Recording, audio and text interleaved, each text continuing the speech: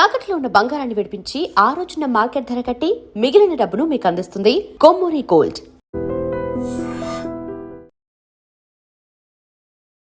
విధి ఎంత విచిత్రమైందో ఎంత క్రూరమైందో చెప్పడానికి ఈ వార్తే ఒక నిదర్శనం అని చెప్పొచ్చు.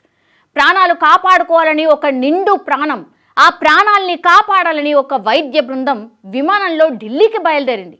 కానీ ఆకాశమే ఆ ప్రయాణానికి ఆఖరి మజిలీ అవుతుందని ఎవరు కూడా ఊహించలేదు. జార్ఖండ్లోని ఛత్రా అడవుల్లో కూలిన ఆ ఎయిర్ అంబులెన్స్ 7 మనుషులను భౌతికంగా మనకు దూరం చేయడమే కాదు, ఒక కుటుంబం పెట్టుకున్నటువంటి ఆశల్ని కూడా మసి చేసేసింది.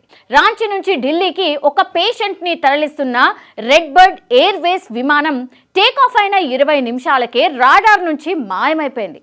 దట్టమైన అడవులు, ఉరుములు, మెరుపులతో కూడిన భారీ వర్షం మధ్య ఆ విమానం కుప్పకూలిపోయింది. 65% కాలిన గాయాలతో ప్రాణాల కోసం పోరాడుతున్న సంజయ్ కుమార్ అనే వ్యక్తిని రోడ్డు మార్గంలో తీసుకువెళ్తే ప్రాణానికే ముప్పు అని డాక్టర్లు హెచ్చరించారు. దీంతో కుటుంబ సభ్యులు ఎంతో కష్టపడి ఎయిర్ అంబులెన్స్ ఏర్పాటు చేశారు. ప్రాణం నిలబడుతుంది అన్న ఆశతో ఆకాశంలోకి ఎగిరిన ఆ ప్రయాణం మధ్యలోనే రాలిపోయి 7 మృత్యు ఒడిలోకి చేర్చేసింది. గాల్లో దీపంలా ఆగిపోయిన ఆ రోగి ప్రాణాన్ని కాపాడాలని డాక్టర్లు పోరాటం చేశారు. ఆ రోగికి పునర్జన్మ ఇవ్వాలని కుటుంబ సభ్యులు ఆరాటపడ్డారు. కానీ విధి మాత్రం చాలా క్రూరంగా ప్రవర్తించింది.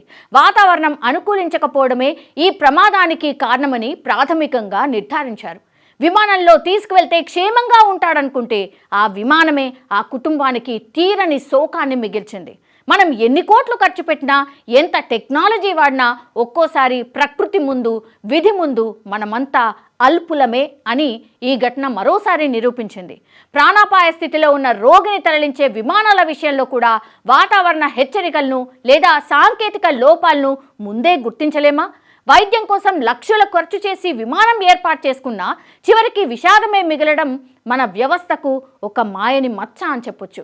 ప్రస్తుతం directorate general of civil aviation air craft accident investigation bureau బృందాలు విచారణ స్టార్ట్ చేశాయి. మాజీ ముఖ్యమంత్రి చంపై సోరెన్, తృణమూల్ కాంగ్రెస్ సహా పలువురు నేతలు ఈ ఘటనపై తీవ్ర సంతాపం వ్యక్తం చేశారు. 2018లో స్థాపించబడినటువంటి ఈ రెడ్ బర్డ్ ఎయిర్వేస్ సంస్థకు చెందిన విమానంలో ఇది కూడా ఒకటి.